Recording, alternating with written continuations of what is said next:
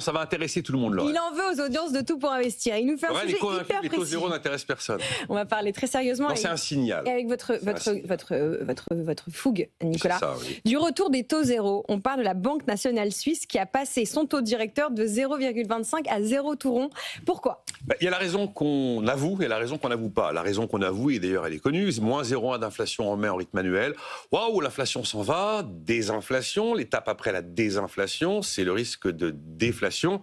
Alors quand vous avez une monnaie très forte, une monnaie forte, c'est un accélérateur de désinflation. Et en l'occurrence, vous savez que le franc suisse est très demandé, puisque c'est probablement la monnaie qui a connu la plus forte hausse, le plus 11% par exemple par rapport au dollar, ou une 9% valeur refuge, par rapport au yuan. Et puis il y a ce qu'on ne dit pas, parce qu'en fait, il y a évidemment la volonté chez les banquiers suisses, enfin le banquier central, la volonté de freiner l'envolée du franc suisse.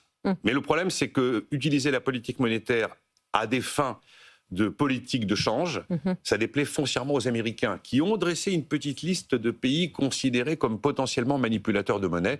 Donc au grand jamais, vous verrez la BNS vous dire « Oui, nous avons baissé les taux, parce que comme ça permet de calmer le franc suisse ». Il nous explique que c'est pour la stabilité financière, alors qu'il y a évidemment la volonté de freiner un peu l'envolée du franc suisse, à la fois pour préserver très logiquement les exportateurs du pays, mais aussi pour éviter une accélération de la désinflation. Maintenant, la question qu'on se pose, c'est à quel moment on passe à l'étape d'après. Quand vous êtes à zéro, l'étape d'après, c'est territoire négatif. Et la Suisse a connu quand même 7 ans de territoire négatif, 2015-2022.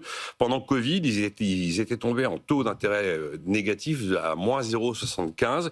Il y a déjà des perspectives. Odo BHF dit par exemple qu'on pourrait voir du moins 0,25 points de base en septembre. Ça voudrait dire que là, cette fois-ci, la Suisse revient en territoire négatif. Bon, cette baisse de taux, excusez-moi d'être un petit peu binaire, est-elle une bonne ou une mauvaise nouvelle ? Non, c'est une mauvaise nouvelle. D'abord, la ruée sur le franc suisse, c'est pas une bonne nouvelle. Tous les trucs qui sont excessifs sont jamais des vraies bonnes nouvelles. Quand vous avez l'once d'or qui s'envole au-delà de $3 000 et qui connaît les progressions qu'elle a connues récemment, c'est pas forcément une bonne nouvelle. Parce que la déflation, c'est pire que l'inflation. L'inflation, vous avez un outil pour lutter contre l'inflation. Ça s'appelle les taux d'intérêt et la politique monétaire. Quand vous êtes en déflation, en plus, c'est un système pernicieux, un peu un mal endémique qui s'auto-nourrit. C'est-à-dire que vous finissez par avoir un ralentissement de l'activité, vous finissez par avoir une véritable baisse des prix, vous finissez par avoir des agents économiques qui mettent le pied sur le frein en se disant « ça baisse ». On va attendre que ça baisse davantage. Et là, vous arrivez dans une situation où l'économie se grippe, l'économie se fige. Et tous les économistes vous expliqueront que pour sortir de la déflation, c'est beaucoup plus compliqué que pour se protéger de l'inflation. Et puis quand même, là, la volte-face, parce que moi j'appelle ça un peu une volte-face de la politique monétaire, après l'incroyable envolée du franc suisse, quand le franc suisse est la valeur refuge par excellence de la planète, c'est qu'il y a des trucs qui vont pas. Ouais. Ça veut dire que la guerre commerciale est bien là, ça veut dire que l'incertitude est à son maximum, que le ralentissement économique mondial est là, ça veut dire que la confiance dans les produits classiques qui étaient jusqu'ici les T-bonds d'US et le dollar, cette confiance elle est érodée. On va pas rouvrir le débat pour savoir si on va passer d'une dédollarisation à une disparition du dollar comme monnaie de réserve. Enfin, le dollar a quand même perdu plus de 10% depuis le début de l'année. Tout ça ne sont pas foncièrement des bonnes nouvelles. Les taux zéro n'ont-ils que des mauvais côtés ? Alors justement, non. Je me suis posé la question, parce que je dis que ce n'est pas une bonne nouvelle. Mais à côté de ça, quand on regarde de manière très clinique, vous avez des effets positifs des taux zéro, notamment dans un pays comme la Suisse qui pratique le crédit hypothécaire et le taux variable. C'est une bonne nouvelle pour les emprunteurs, évidemment.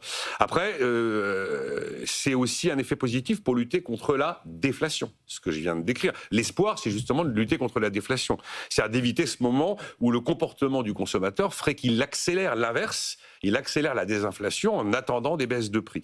Après, évidemment, l'effet positif, c'est qu'automatiquement, si vous décidez de baisser vos taux directeurs, vous avez un effet de dévaluation sur la monnaie. Enfin, un effet, vous affaiblissez mécaniquement la monnaie. Et puis, ça peut être une stimulation de l'économie parce qu'automatiquement, des taux bas, ça veut dire que le loyer de l'argent est moins élevé. Généralement, quand le loyer de l'argent est moins élevé, c'est là où on peut espérer une progression du crédit, voire une progression de l'investissement. Ça, c'est les effets positifs. Mais vous avez aussi des effets négatifs. Et on l'a vu par le passé. C'est pas bon pour l'épargnant. C'est pas bon pour les caisses de retraite.